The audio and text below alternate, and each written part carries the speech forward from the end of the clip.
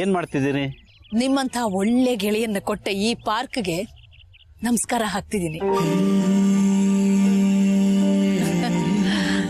ಎಂತ ಹಿತವಾದ ಅನುಭವ ಗೊತ್ತಾ? ಮರುಭೂಮಿಲಿ ತಂಗಾಳಿ ಬೇಯಿಸಿದ ಹಾಗೆ ಈ ಮಣ್ಣು ಕೂಡ ಎಷ್ಟು ಘಮ ಘಮ ಅಂತಿದೆ ಗೊತ್ತಾ?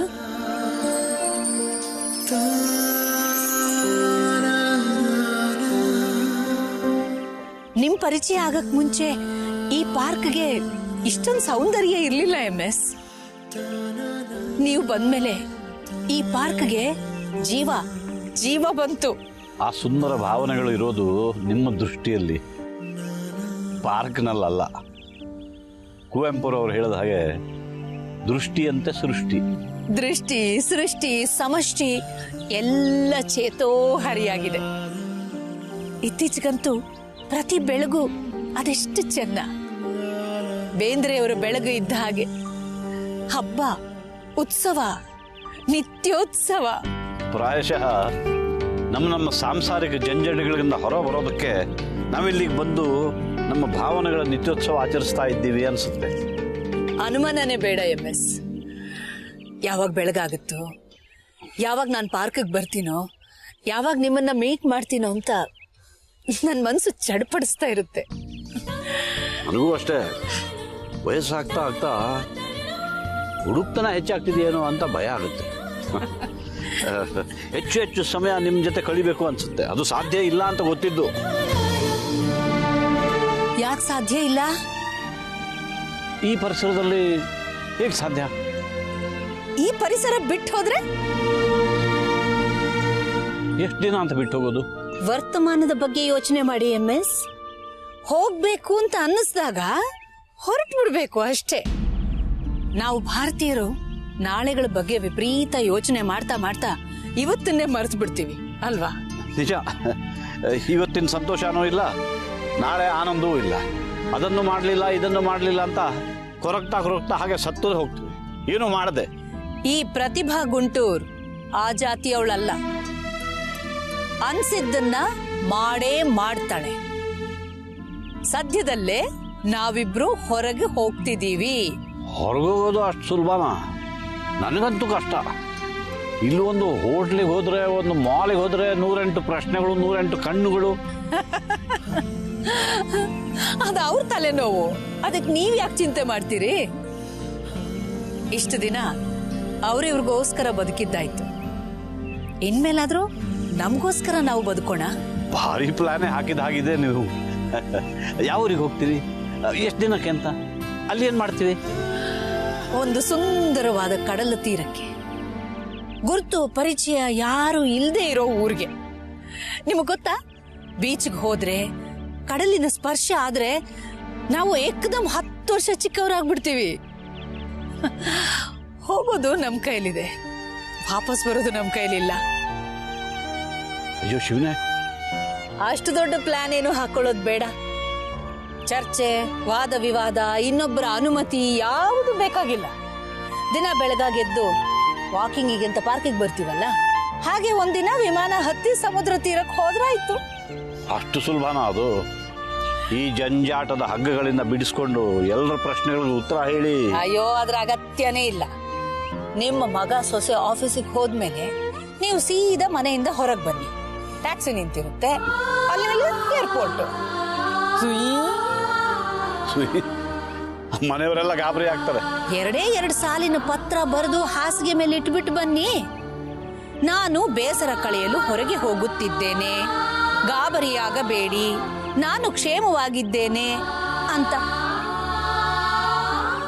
ಅಷ್ಟೇ ಸಾಕ? ಬೇಕಾದಷ್ಟಾಯ್ತು. ನೀವು? ನಂದು ಅಷ್ಟೇ, ಆದ್ರೆ ಒಂದು ಸಾಲು ಎಕ್ಸ್ಟ್ರಾ ಬರ್ದಿರ್ತೀನಿ.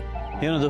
ನಾನು ನನಗಿಷ್ಟವಾದ ಗೆಳೆಯನ ಜೊತೆ ಹೊರಗೆ ಹೋಗ್ತಾ ಇದ್ದೀನಿ, ಯಾವಾಗ ವಾಪಸ್ ಬರ್ತೀನೋ ಗೊತ್ತಿಲ್ಲ ಅಂತ.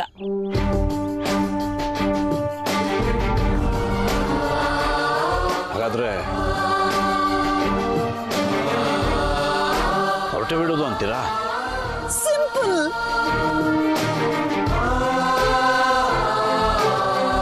ಎಲ್ಲಿಗಂತಾನೆ ಹೇಳ್ತಿಲ್ಲ. ಸಸ್ಪೆನ್ಸ್. ರೀ, ಬೇಗ ಬನ್ರಿ, ಆಫೀಸಿಗೆ ಲೇಟ್ ಆಯ್ತು. ಹಾ, ಬಂದೆ.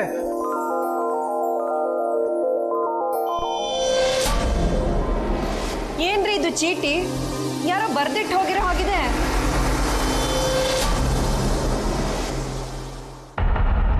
ಅರೆ, ಇದು ಅಪ್ಪನ ಹ್ಯಾಂಡ್ ರೈಟಿಂಗು.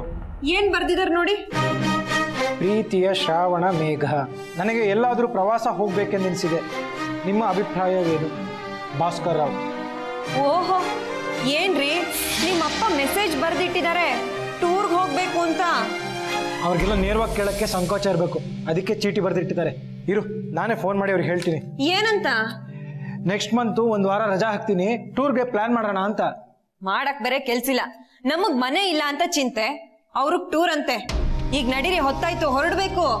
ಫೋನ್ ಗಿನ್ ಮಾಡ್ತಾ ಕುತ್ಕೋಬೇಡಿ, ನಿಮ್ಮಪ್ಪಂಗೆ ಬಂದ ಮೇಲೆ ಆಗಲ್ಲ ಅಂತ ಹೇಳಿದ್ರಾಯ್ತು. ಬನ್ನಿ ಬನ್ನಿ ಮೇಘ, ಬನ್ನಿ. ಅಪ್ಪ ಇದಕ್ಕೆ ಆನ್ಸರ್ ಎಕ್ಸ್ಪೆಕ್ಟ್ ಮಾಡ್ತಾರೆ. ಆ ಚೀಟಿನಲ್ಲಿ ನೀವೊಂದ್ ಲೈನ್ ಬರ್ದಿಡಿ, ಓದ್ಕೊಳ್ಳಿ. ಏನಂತ? ಈಗ ಸಾಧ್ಯ ಇಲ್ಲ, ಮುಂದೆ ಯಾವಾಗ್ಲಾದ್ರೂ ನೋಡೋಣ, ತಿರುಪತಿಗೋ ರಾಮೇಶ್ವರಕ್ಕೋ ಕರ್ಕೊಂಡು ಹೋಗ್ತೀವಿ ಅಂತ. ಮೇಘ, ಅಯ್ಯೋ, ಬೇಗ ಬರದ್ ಬನ್ರಿ, ಹೊತ್ತಾಗ್ತಿದೆ, ಹೋಗೋಣ.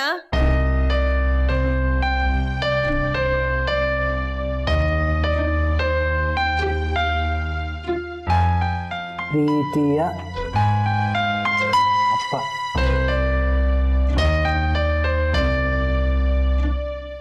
ಸದ್ಯಕ್ಕೆ ಪ್ರವಾಸ ಸಾಧ್ಯವಿಲ್ಲ. ವರ್ಷಳ ಸ್ಕೂಲ್ಗೆ ರಜಾ ಬರಲಿ. ಮುಂದಿನ ತಿಂಗಳು ಸಾಧ್ಯವಾದರೆ ತಿರುಪತಿಗೆ ಎಲ್ಲರೂ ಹೋಗಿ ಮುಡಿ ಕೊಡಿಸಿಕೊಂಡು ಬರೋಣ. ಬೇಸರ ಪಡಬೇಡಿ.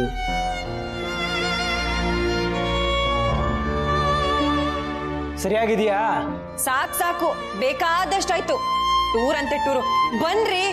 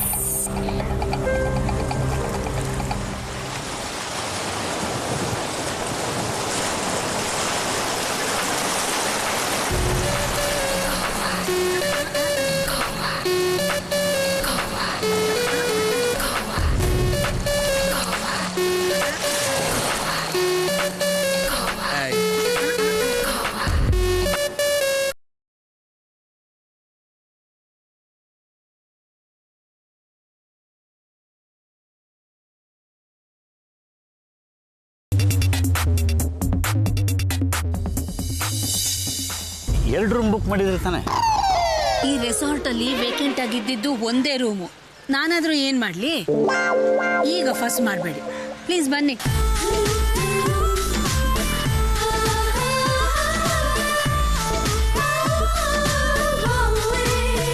ಹೆದರಬೇಡಿ MS, ಇಲ್ಲಿ ಯಾರು ಕನ್ನಡದವ್ರಿಲ್ಲ. ನಾನು ಕನ್ನಡದವನೇ madam. ಸಾಗರದವನು.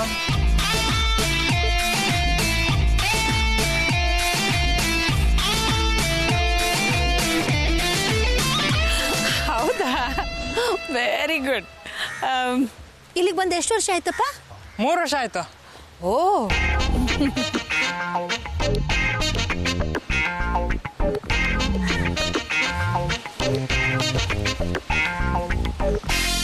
Good morning. Very good morning. We have reservation.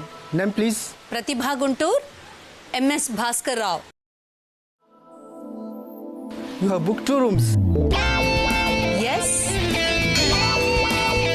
2 persons, 2 rooms. ID please.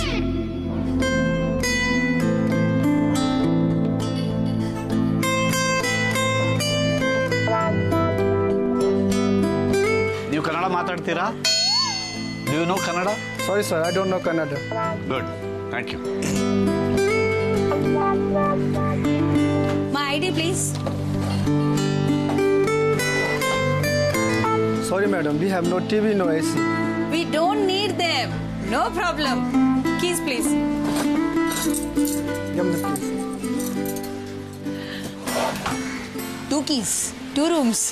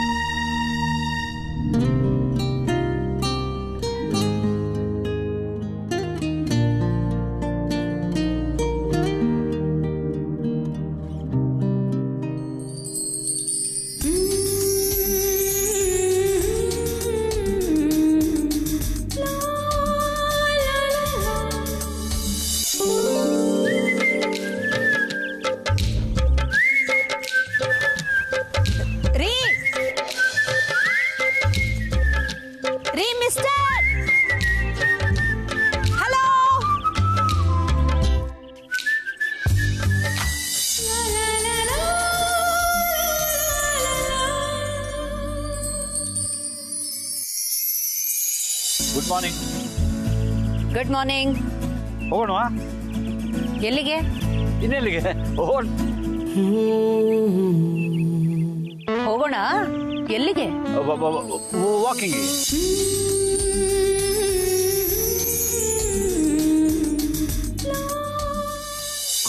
ನಿಜ ಹೇಳಬೇಕು ಅಂದರೆ ನೀವು ನನಗೆ ಪರಿಚಯ ಆದ ದಿವಸದಿಂದ ನನಗೆ ನಿತ್ಯವೂ ಉತ್ಸವವೇ, ನಿತ್ಯೋತ್ಸವ.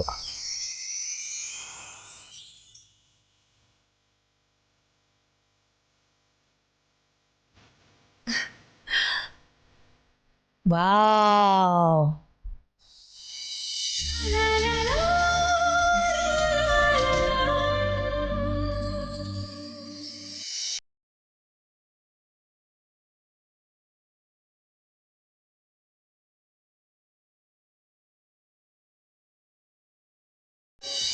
ನೆನ್ನೆ ನೀವು ನಿಮ್ಮ pen ಬೀಳಿಸ್ಕೊಂಡಿದ್ರಿ.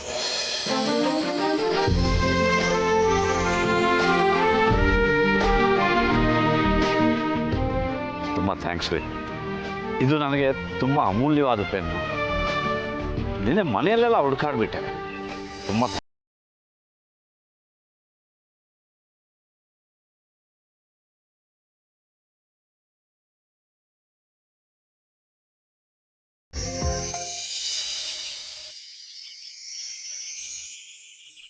Happy birthday to you.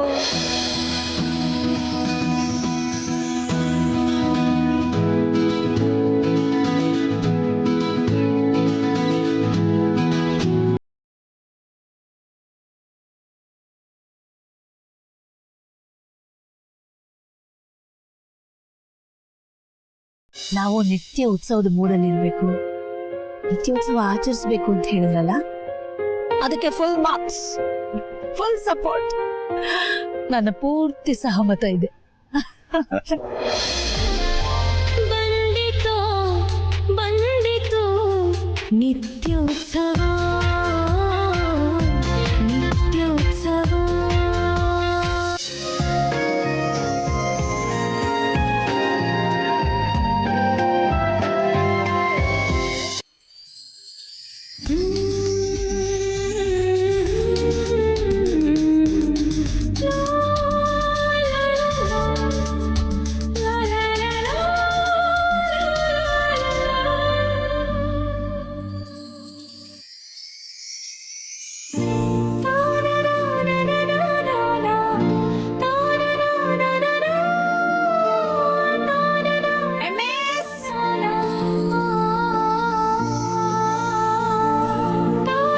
ಇನ್ನು ರೆಡಿ ಆಗಿಲ್ವೇನ್ರಿ?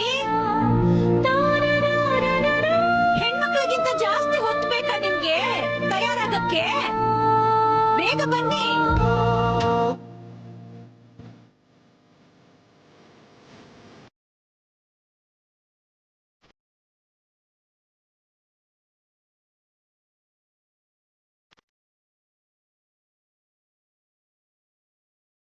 ಬೀಚ್ ಹತ್ರ ಕಾಯ್ತಾ ಇರ್ತೀನಿ, ಬೇಗ ಬನ್ನಿ.